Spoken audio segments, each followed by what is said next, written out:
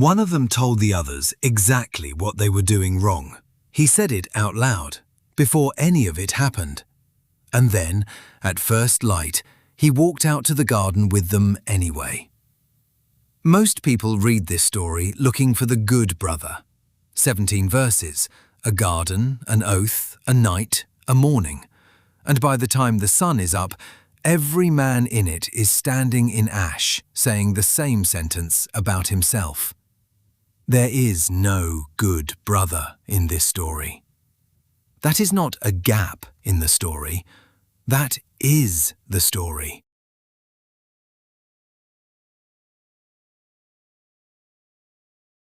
Surah Al-Qalam. إنا بلوناهم كما بلونا أصحاب الجنة إذ أقسموا ليصرمنها مصبحين.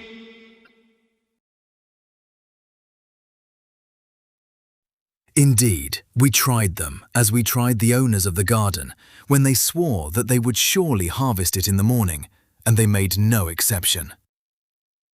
Here is what happens. A group of men own a garden. One night they agree. At dawn, we cut it, all of it, and they swear to it. The Quran gives one detail about that oath and then moves straight on. And that one detail is the hinge the whole thing turns on. وَلَا yastathnun. They made no exception. While they slept, something passed over the garden from their Lord. They woke, called to one another and went out, quietly, keeping their voices down, and found the place gone. So who fails here? The obvious answer is the men who swore. They planned a harvest as if tomorrow were a possession. They arranged to shut out the poor, and they lost everything before they arrived. But look at the one man the Quran. قال أوسطهم ألم أقل لكم لو. The most balanced of them said, "Did I not tell you? Why do you not glorify Allah? Did I not tell you?" He is telling the truth. He had told them, which means before the oath, before the night, before the dawn, there was a man in that group who saw the whole thing coming and named it correctly, and then went with them. He is standing in the ruined garden when he says this. He walked the same road at the same hour toward the same harvest. His words were right the entire time, and his feet went the other way. The men who swore had all of the action and none of the intention. The man who objected had the intention and never gave it legs. Two failures, opposite shapes, one garden. One caution, because this channel does not do sleight of hand. The Quran never says the balanced one whispered with them or approved. Most of the classical commentators read him as the best of the group, and the text has room for that. What it does say, and does not soften, is that he was there, and that his warning reaches us in the past tense, spoken from inside the ruins. Al-Qalam is among the earliest revelations, from Mecca, and its opening lines are defending the Prophet, peace be upon him, against the accusation that he had lost his mind. A few verses before our story, it describes a particular kind of man. Verse 14, "An kana dha malin wa banin," because he has wealth and sons, a man whose money and children have made him certain. And then, verse 17, "Inna balownahum kama balowna ashab al-jannah." We tried them as we tried the owners of the garden. Them, not the garden owners, them, the men listening in Mecca, with the wealth and the sons and the certainty. This story is not an illustration borrowed from somewhere else and dropped in. It is a mirror, and kama, just as, is the handle it is held up by. There is also a character who never appears. In the Quran, he is absent completely. The tafsir literature fills him in, and I will mark clearly which is which. The commentators place this garden in Yemen and report that it belonged to a father who used to harvest and leave a share standing in the field for the poor. When he died, the sons inherited it and decided that arrangement was a leak. That is not in the 17 verses. Take it as background, not proof. And the same goes for the word I have been using. The Quran calls them Ashab al-Jannah, the owners of the garden. It never calls them brothers. That comes from the same commentary tradition, and I will keep saying brothers because it is the easiest way to talk about them. But you should know which of the two you are being handed at any moment. But notice how precisely the report explains the one line in the middle of the story that otherwise just sits there. Verse 24. That no poor person shall enter it upon you today. Upon you. The poor had been entering. Somebody used to let them in. When the first listeners heard a garden taken in the night, they were not hearing something new. Surah Saba. A people with 2 gardens, one on the right and one on the left. Eat from your Lord's provision and be grateful. Then the flood comes through, and what grows back is bitter. Surah Al-Kahf. A man with 2 gardens says of them, مَا أَظُنُّ أَن تَبِيدَ هَذِهِ أَبَدًا. I do not think this will ever perish. And while the garden is still standing, this matters. His companion tells him exactly what he has left. ولولا إذ دخلت جنتك قلت ما شاء الله لا قوة إلا بالله إن ترني أنا أقل منك مالا. Why, when you entered your garden, did you not say, what Allah wills, there is no power except with Allah? Then it is destroyed, and by morning he is turning his empty palms over in the place where it stood. That is the same missing sentence. 2 different surahs, 2 different gardens, the same omission. A man counting a harvest as his before it was in his hand. But watch the difference in timing, because it is the whole point of our story. In Al-Kahf, the warning is delivered while there is still a garden to save. In Al-Qalam, we only learn a warning was ever given after the ash, from the man who gave it, standing in it.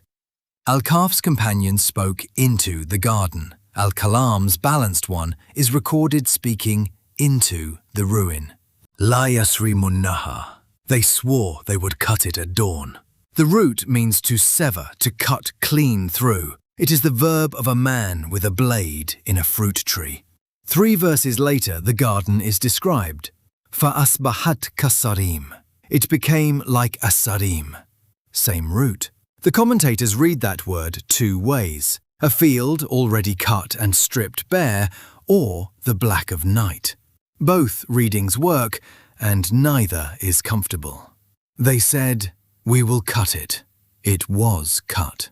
The word they made their plan with is the word used to stop it. The root means to fold, to bend, to turn a thing back on itself. Istithna is the exception, the fold in the sentence where you admit the sentence is not entirely yours. In practice, it is one phrase, Insha'Allah. Not a decoration on the end of a plan, but a structural admission that the plan is not yours to guarantee.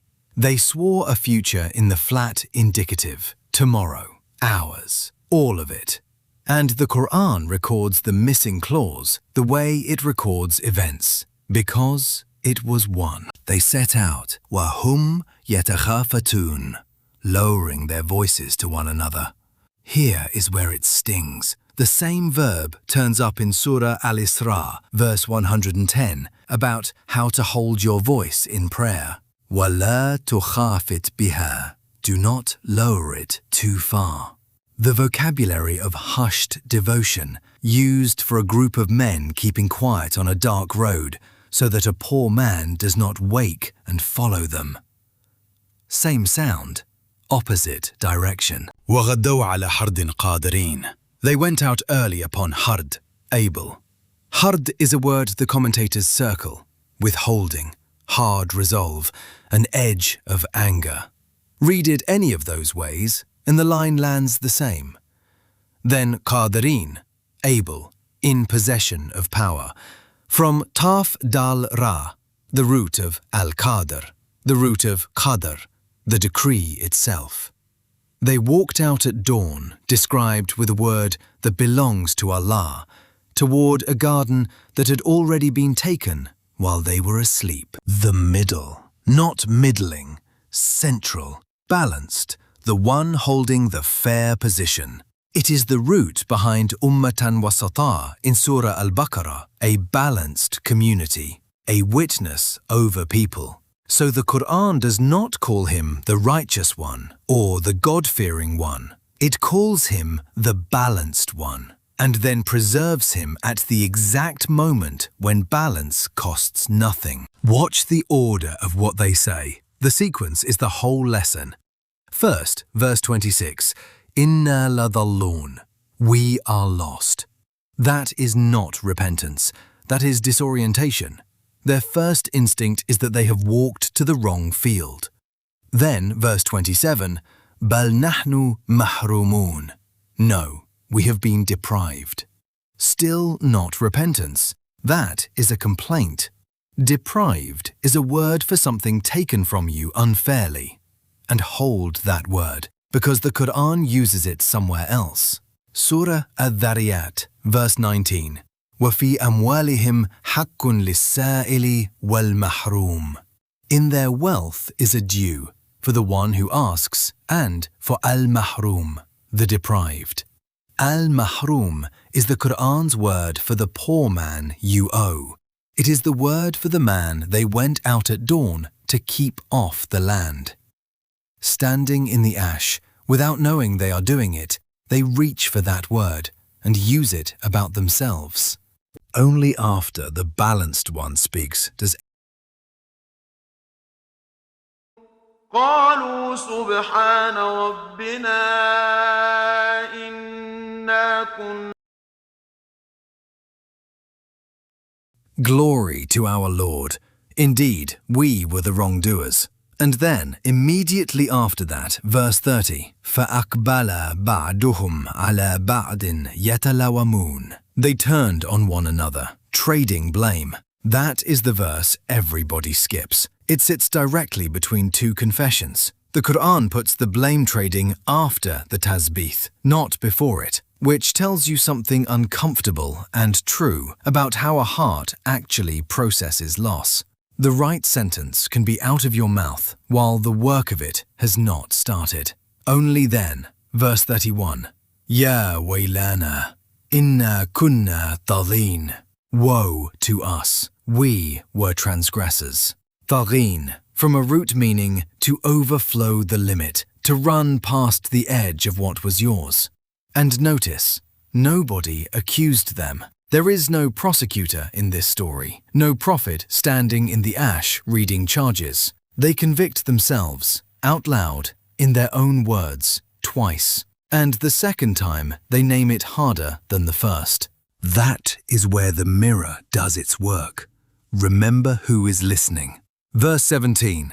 We tried them as we tried the owners of the garden, the men of Mecca, with the wealth and the sons.